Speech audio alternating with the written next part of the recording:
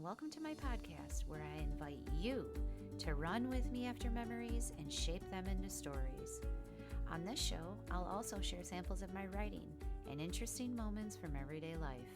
I'm your host, rooroosig, and you're listening to my podcast, The Story Chaser. Tonight's episode is brought to you by SWS Roofing, a premier contractor in the Chicagoland area with hundreds of completed projects under their tool belts.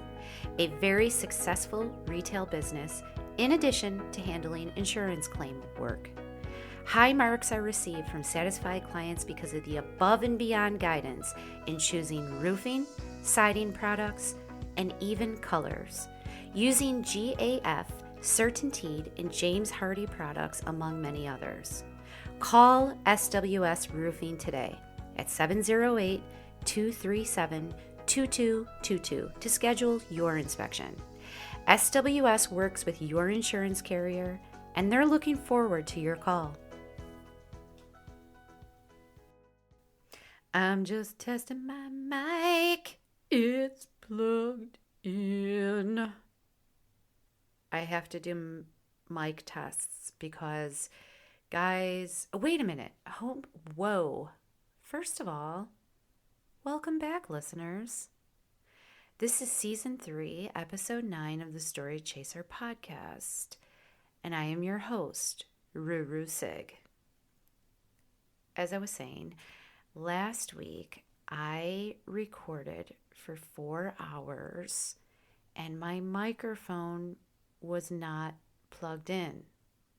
It was nowhere. It was a cord hanging to nowhere off the side of my desk. And I was talking and nothing was being captured. So, lesson learned, mic tests from now on. I hope you enjoyed tonight's. Hey, wasn't that a great ad that you heard? I'd like to think so. Which reminds me, the Story Chaser podcast is taking sponsors for episodes. And if you're interested, if you're a small business owner or know a small business owner and would be interested in that, please email me at rooroosig@gmail.com. We can discuss it. I'm also taking guests, which I've had a few on. It's a lot of fun. Use the same email to contact me about that if you're someone who's interested in coming on the show. I would love to have you. And it's been a while since I've brought this up. Do you know what I believe? Chase your heroes and you will catch your dreams. So I am bringing it up tonight because this little show of mine, the Story Chaser podcast, is continuously growing. And I see 350 cities and well on our way to 5,000 downloads. And it makes me think this. I really don't know all my listeners. Okay, how could I possibly? So there's a chance. There is a chance that Christian Slater is listening. Okay, and if you are, sir, I want you to know you have a place here as a guest on my show, and I would love to have you on, talk about that good life you're living, because your work in Pump Up the Volume is a big inspiration for me. And could you guys even imagine, like, Christian Slater just come on the show? My listeners would love it. I would love it. It would be rad as ever. And like I said, I've brought it up before. I'm going to bring it up again. Not tonight. I'll leave it there. But I really mean it. In my personal life, I have been job hunting. Okay? Like, in all my years in the food and beverage industry, I oftentimes stopped and wondered, what are the regular people doing? Anytime I was tearing open my little silver medicine packet with my teeth from the first aid kit because I got a Vesuvio sauce burn on my arm, or was trying to be patient tableside with a customer taking far too long to decide between grilled calamari or fried. Meanwhile, someone else across the room is shaking an empty glass my way, signaling they're so thirsty. During these nights, afterwards, when I'd be resting ice packs on my sore knee, shoulder, or head after bartending for 12 hours straight, I wondered, what are the regular people doing? How did they spend their days? Was it perched before a framed photo of their lovely family while they typed up documents till they knew their day ended promptly at 5 p.m.? Sometimes I imagine them gathered around like a conference table while a project manager shows projected slides of graphs and charts on a big screen, suggesting ideas on how to grow their important company. Maybe they turn to each other while they're nicely dressed and say things like, "What a great meeting. Thank you. I'm well informed. It is Friday, and we have a weekend ahead of us. See you Monday." So lately I've been on my quest for a piece of the regular pie, applying for jobs. And absolutely nothing that I imagined has happened. As it turns out, the world doesn't really know what to do with a human who shows up to the office holding a resume. If I meet someone like at a front desk and I have my resume and I say, I'd like to leave my resume for someone in charge, they like tilt their head like they don't understand. Like, what? Oh no, we have a website and you go on there and then you apply. And I just slow blink. I let them finish. And then I explain that I've already done that. And in return, I've gotten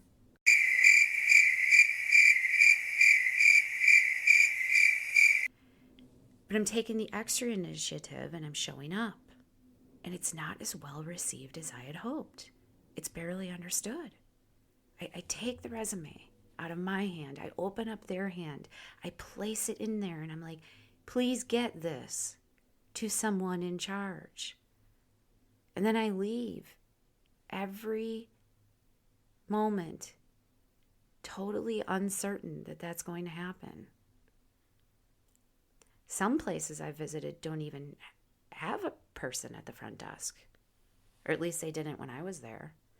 And I'm waiting, 12 to 15 minutes or so, kind of looking around, like, hello, before someone comes out from like a hallway and discovers me. And all the while, I'm like, hey, you want me to grab that ringing phone at the desk, or what's going on around here? Some of the offices I went to were vacant. And I'm peering through the darkened windows, cupping out the sunlight with my hands to see nothing. Some clipped wires hanging from the walls, empty desks. And I'm guessing, like, is that where the screen would be for the presentations? Maybe. This week of job hunting presented a moment that absolutely took the cake, though. What I like to do is like drive my car, and those office fronts that are in the surrounding suburbs of where I live, I just pull in, and I get out and I've got my resumes paperclip with my cover letter, and I walk in and out and do what I just talked about. So I walked into one that had the appearance of an office, and I walked in the door, but what it was a full functioning hair salon. Interesting, not mind blowing or anything. I'm like, okay, they're renting a space. But what really threw me off is that like everybody getting their dues done was sitting around and smoking pot. They're just sitting there smoking pot. And I'm like stunned, All I could say is, y'all getting your smoke on in the middle of the day, huh?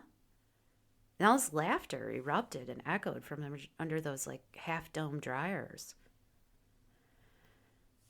No, I don't even think I didn't even like attempt my resume there. I'm not. I mean, they were just way too high and just left. This is not the regular world I drew up in my head.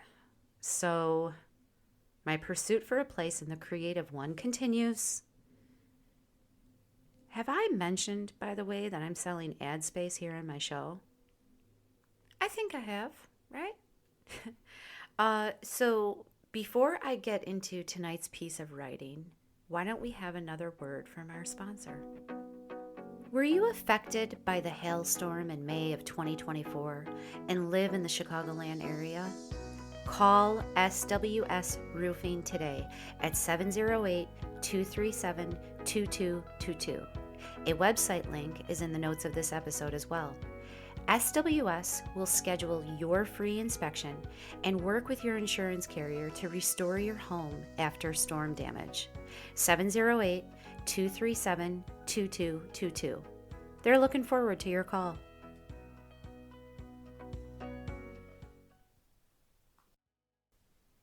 Tonight's piece of writing is a bit of a larger essay that doesn't have a title yet.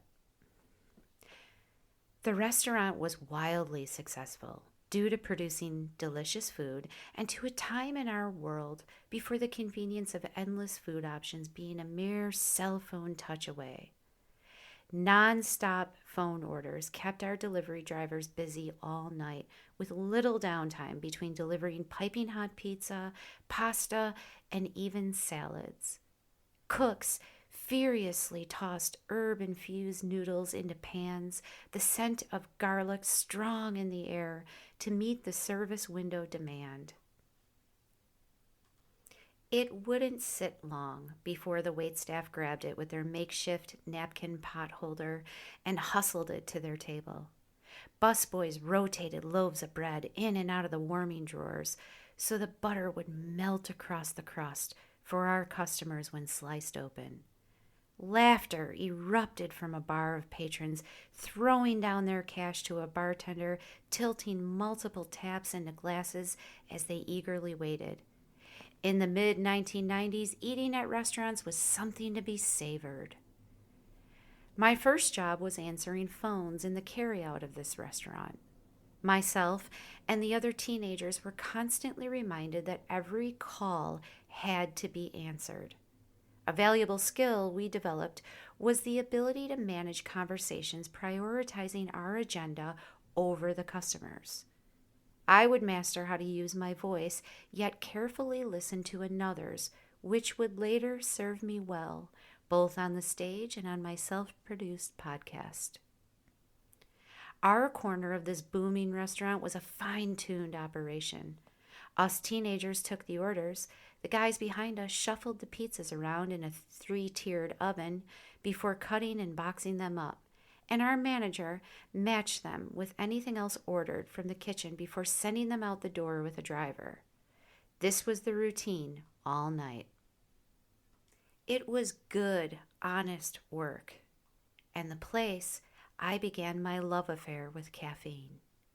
Endless soda from the bar gun was a perk in addition to free pizza. Our bartender would shoot our cups up whenever we wanted something and even added a splash of grenadine with a handful of maraschino cherries as a topper. In my opinion, it's the proper way to enjoy a cherry Coke. Fueled by sugar, we scrambled to answer those calls, flooding our 5 phone lines, taking orders at lightning speed. It was fast-paced and thrilling. One night, the dining room manager, interrupting our work, peeked her head around the corner to the carryout and announced, "Guys, it's happening!" And she hurried away, back through the kitchen and to the end of the bar. Work halted. Pizza peels dropped. Phones hung up mid-conversation. Dough was thrown but never caught.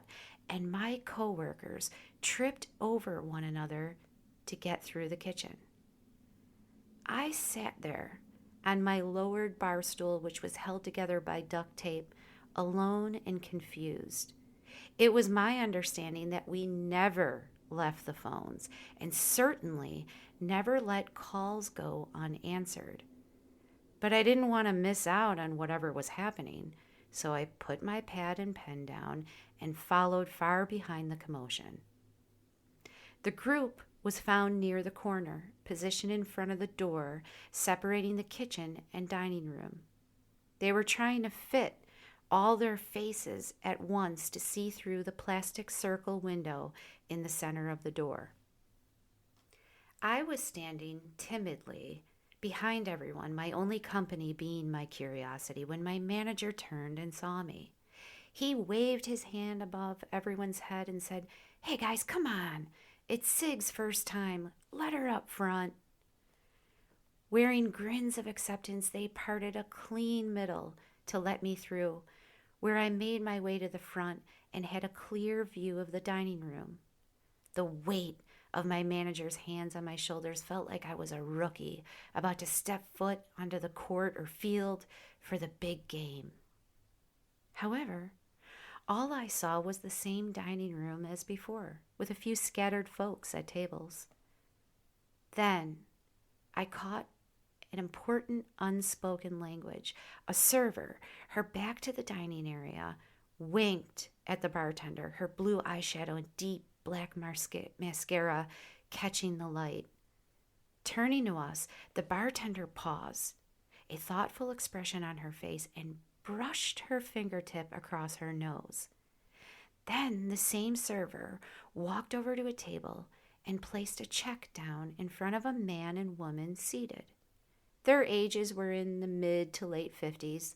They were somewhat plump, yet not overweight. Their simple clothing made them rather forgettable. But their following actions would remain unforgettable.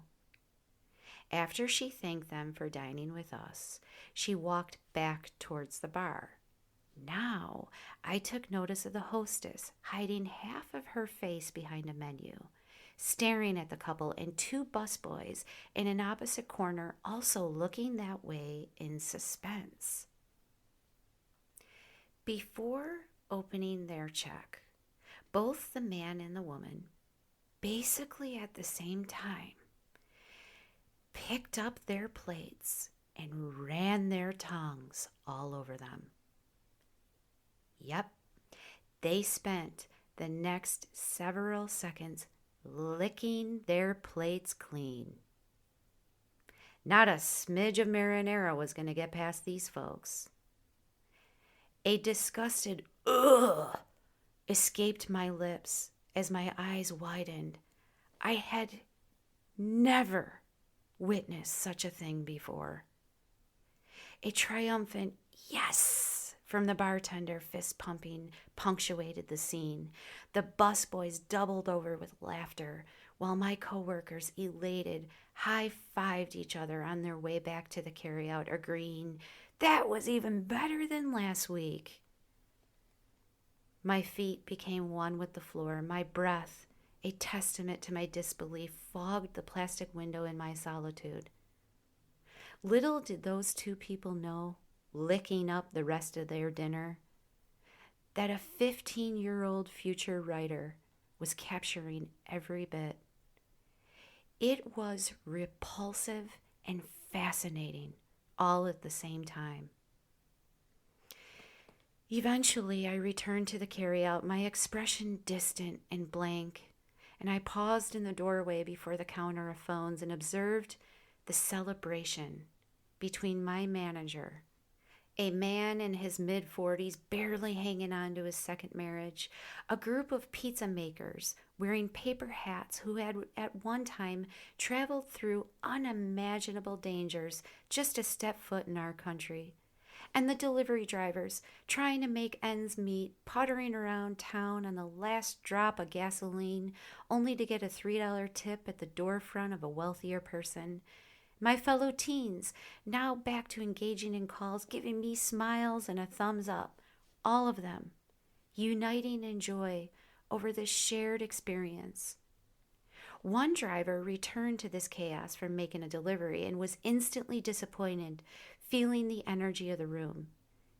"Do not tell me that I missed the dog and cat people," he reluctantly announced, and he was assured that indeed he had. The dog and cat people had and would continue to grace our workplace for years. I returned to my worn down bar stool, inhaled deeply, and swiftly shook off my expression. The image was still in my mind. I flipped the page over on my pad, somewhat ready to take orders again. But before I picked up the next ringing line, I noticed my manager smiling proudly at me as he said, "Welcome to the restaurant industry, kid."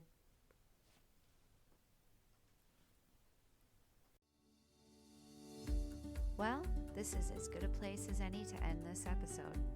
My name is rooroosig, and I thank you for listening to The Story Chaser.